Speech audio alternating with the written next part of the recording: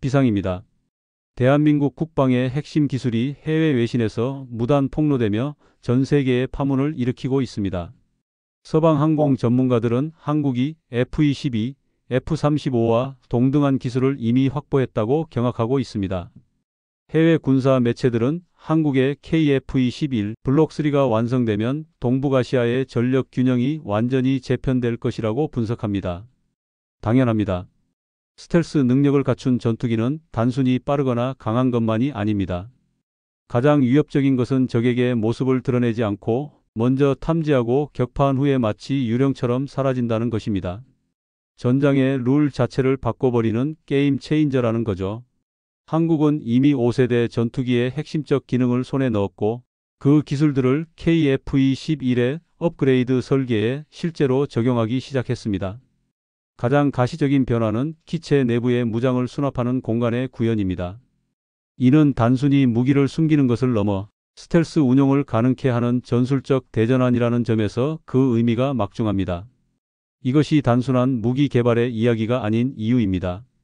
이것은 기술 종속에서 벗어나 진정한 자주 국방을 완성하려는 대한민국의 의지이며 한반도의 하늘을 우리 손으로 지켜내겠다는 국민들의 다짐입니다. 지금 이 순간에도 격변하는 전장의 진실을 목격하십시오. 가슴을 뛰게 만드는 이 진실이 궁금하시다면 지금 바로 구독 버튼과 좋아요를 눌러주시기 바랍니다. 콘텐츠 제작에 큰 힘이 됩니다. 한국은 지금 과거의 상상을 초월하는 속도로 괴물같은 전투기를 만들어내고 있습니다. 경남 사천의 한국항공우주산업 공장에서는 이미 양산형 KF-21이 속속 조립 라인을 통과하고 있으며 국방과학연구소의 연구원들은 블록3의 최종 설계를 완성하기 위해 밤낮 없이 시뮬레이션을 돌리고 있습니다. 전문가들은 말합니다. 한국의 항공기술 발전 속도는 인류 역사상 유례가 없는 수준이라고 말입니다. 미국이 수십 년에 걸쳐 이룬 것을, 유럽이 수조 원을 들여 달성한 것을 한국은 압축 성장으로 단숨에 따라잡았습니다. 이제 우리는 따라가는 자가 아닙니다. 우리는 새로운 길을 개척하는 선도자입니다. 생각해보면 불과 10여 년 전만 해도 우리는 전투기 한 대 제대로 만들지 못하던 나라였습니다. F-16 라이선스 생산으로 겨우 명맥을 유지하던 항공산업이 이제는 세계 최고 수준의 스텔스 전투기 기술을 보유하게 된 것입니다. 이것은 기적이 아닙니다. 대한민국 연구진들의 피와 땀, 그리고 국민들의 믿음이 만들어낸 기적 같은 현실입니다. 우리가 지금 마주한 5세대 전투기는 빠르거나 강한 것을 넘어선 존재입니다. 그들은 적에게 모습을 드러내지 않고 먼저 탐지하며 먼저 격파한 후 사라지는 존재들입니다. KF-21이 이들과 어깨를 나란히 하기 위해 확보한 핵심 능력, 바로 하늘의 눈과 투명한 피부입니다. 첫째, 하늘의 눈입니다. 에이사 레이더, 이 네 글자 속에 현대 공중전의 승패가 숨어 있습니다. 불과 몇 년 전까지만 해도 100km도 버겁다던 국산 레이더 기술이 지금은 어떻습니까?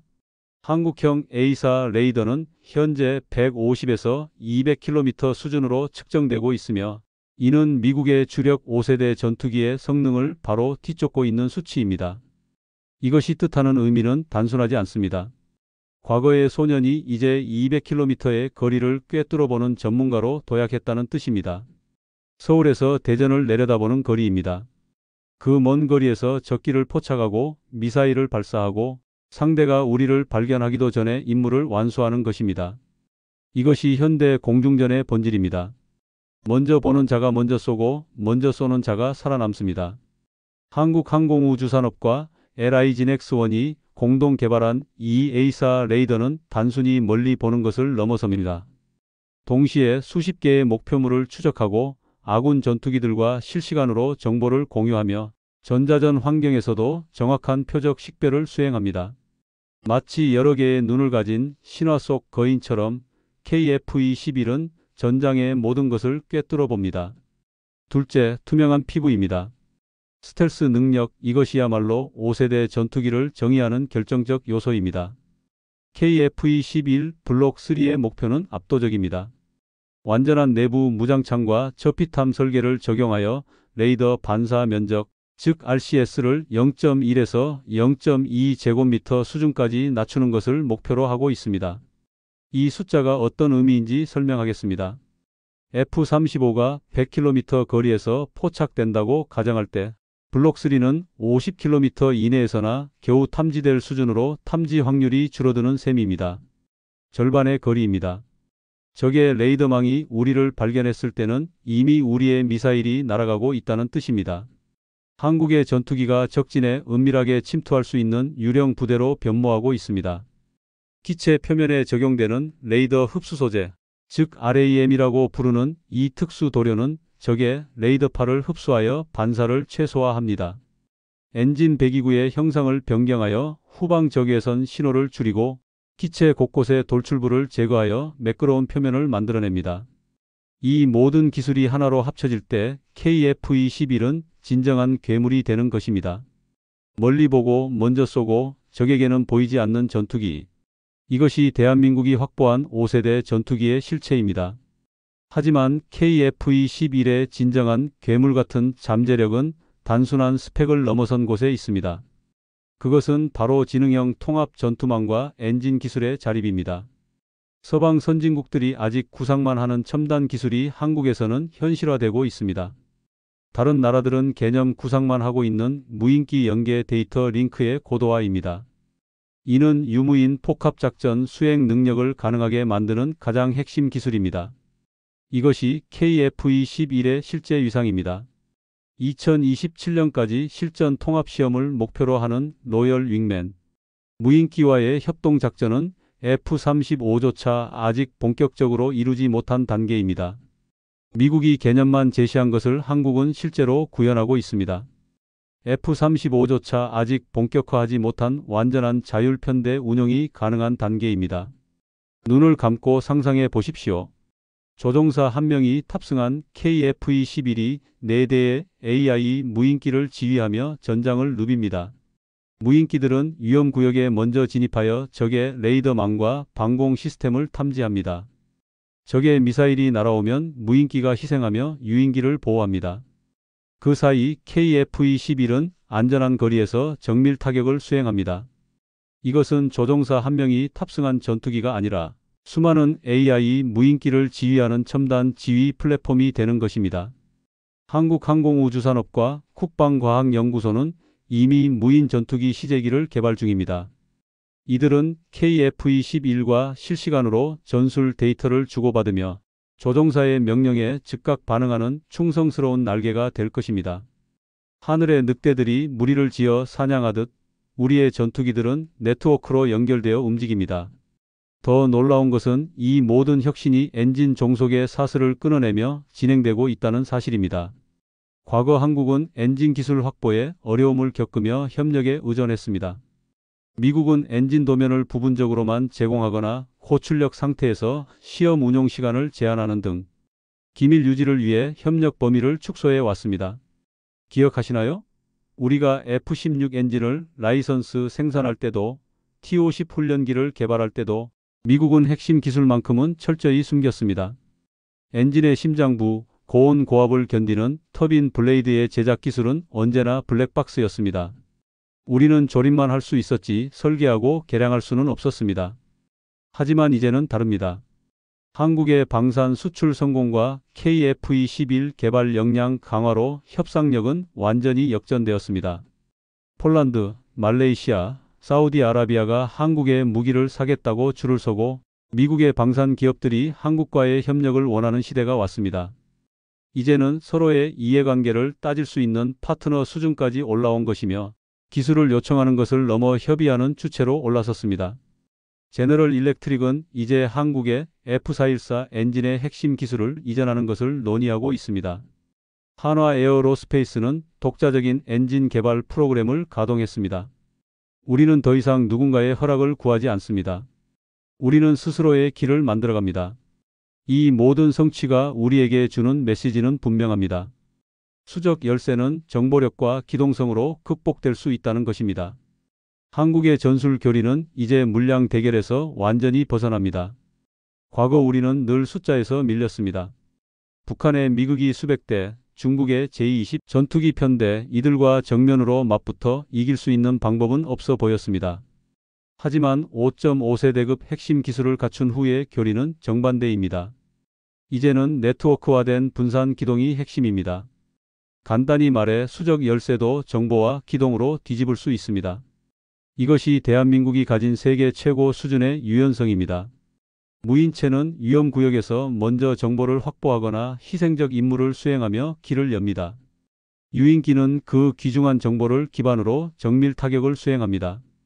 적국이 여전히 혼자서 싸울 때 우리는 이미 하나의 AI 두뇌로 연결된 부대로 움직이는 것이나 다름없습니다. 실제 시나리오를 하나 예로 들어보겠습니다. 적의 방공망이 철통같이 구축된 지역이 오늘의 작전구역입니다. 과거라면 우리 조종사들이 목숨을 걸고 침투해야 했습니다. 하지만 이제는 다릅니다. KF-21 2대가 안전한 거리에서 대기하고 6대의 무인 전투기가 먼저 돌입합니다. 무인기들은 적의 레이더 기지 위치를 정확히 파악하고 미사일 발사대의 좌표를 전송합니다. 적이 무인기를 격추하는 동안 그들의 레이더는 켜지고 위치는 노출됩니다. 바로 그 순간 KF-21이 발사한 장거리 미사일이 날아갑니다. 적의 방공망은 무너지고 우리 조종사들은 단 한 명의 희생자도 없이 임무를 완수합니다.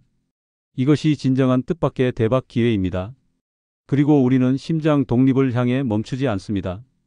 방위사업청은 2037년까지 5조 원 이상을 투입해 1만 5천 파운드급 이상의 추력을 가진 첨단 엔진 기술을 확보한다는 구상을 내놓았습니다. 이 거대한 투자는 한국의 미래 방산 자립도를 폭발적으로 상승시킬 것입니다. 1만 5천 파운드급 엔진이 그렇게 대단해? 현재 KF-21에 장착된 F414 엔진이 약 2만 2천 파운드급인데 말이야? 라고 생각할 수 있습니다. 맞습니다. 우리가 개발하려는 엔진은 그것의 70% 수준입니다. 하지만 이것은 시작입니다. 첫 단추를 끼우면 나머지는 빠르게 따라옵니다. 한국의 압축 성장 능력을 생각해 보십시오. 우리는 10년 안에 완전한 독자 엔진을 확보할 것입니다. 한화 에어로스페이스는 이미 터빈 블레이드 제작 기술을 확보했습니다.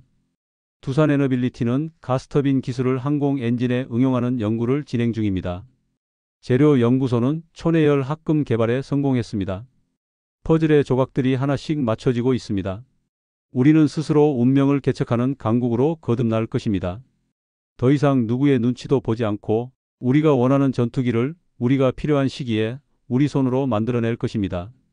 이것이 진정한 자주 국방입니다. 이것이 대한민국이 나아갈 길입니다. KF-21의 성공적인 진화는 단순한 군사적 성과를 넘어 기술 독립과 자주 국가를 향한 대한민국의 굳건한 의지입니다. 우리가 과거 미국의 기술 협력에 의존했던 역사는 초기 기반 부족이라는 한계 때문이었습니다. 6.25 전쟁 이후 우리는 폐허에서 시작했습니다. 전투기는커녕 총알 하나 제대로 만들지 못하던 나라였습니다. 1970년대 박정희 대통령이 방위산업 육성을 선언했을 때 세계는 코웃음을 쳤습니다. 불가능한 꿈이라고 했습니다. 그러나 현재는 상황이 완전히 바뀌었습니다. 한층 높아진 항공기 엔진 산업 경쟁력과 달라진 동맹 관계를 바탕으로 종속도를 크게 낮추고 있습니다. 이는 단기간에 이루어진 성과가 아니라 수십 년에 걸친 꾸준한 연구 개발과 방산 투자의 결실입니다. 우리나라의 발전 속도는 가히 상상을 불허합니다. 1980년대 우리는 F-5 전투기를 겨우 조립하는 수준이었습니다. 1990년대에는 F-16을 라이선스 생산하며 기초를 다졌습니다. 2000년대에 들어 T-50 고등훈련기를 독자 개발하며 자신감을 얻었습니다. 그리고 2020년대 우리는 마침내 5세대 전투기의 문턱에 섰습니다. 이 여정이 결코 순탄하지 않았음을 우리는 압니다. 수많은 시행착오가 있었습니다. 실패한 프로젝트들이 있었습니다. 좌절의 순간들이 있었습니다. 하지만 우리는 멈추지 않았습니다. 대한민국의 연구원들은 밤을 새워가며 설계도를 그렸고 기술자들은 손에 기름때를 묻혀가며 부품을 조립했으며 조종사들은 목숨을 걸고 시험 비행을 반복했습니다. 그들의 헌신이 오늘의 KF-21을 만들었습니다. 그들의 땀방울이 대한민국을 항공 강국의 반열에 올려놓았습니다. 우리는 그들에게 빚을 졌습니다. 그리고 그 빚을 갚는 방법은 하나입니다. 계속 전진하는 것입니다. 대한민국의 다음 수십 년은 우리가 독자적으로 확보한 기술로 하늘을 수호하는 역사가 될 것입니다. 2030년이 되면 KF-21 블록3가 실전 배치됩니다. 2035년이 되면 무인 전투기 편대가 하늘을 누빕니다. 2040년이 되면 우리는 6세대 전투기 개발을 시작할 것입니다. 이것은 꿈이 아닙니다. 이미 확정된 로드맵입니다. 한반도의 하늘은 우리가 지킵니다. 동해의 하늘도 서해의 하늘도 우리 영토 위의 모든 하늘을 우리 손으로 지켜냅니다. 누구도 함부로 우리 하늘을 넘보지 못하게 할 것입니다. 이것이 KF-21이 우리에게 주는 약속입니다. 이것이 대한민국 국민이 가져야 할 자부심입니다. 이 격변의 시대 앞에서 우리 국민 모두가 강력한 결단을 보여줘야 합니다. 방산 기술 개발에 대한 지속적인 투자, 연구원들에 대한 아낌없는 지원, 그리고 무엇보다 우리 스스로를 향한 흔들리지 않는 믿음이 필요합니다. 대한민국은 결코 멈추지 않을 것입니다. 우리는 계속 전진할 것입니다. 하늘의 지배자가 되는 그날까지 우리의 도전은 계속될 것입니다. 이 숨겨진 진실을 다음에도 놓치지 않으려면 구독과 좋아요 버튼을 눌러주시기 바랍니다. 댓글로 여러분의 생각을 들려주세요. 대한민국의 항공기술 어디까지 발전할 수 있을까요? 우리 같이 지켜보도록 하겠습니다. 감사합니다.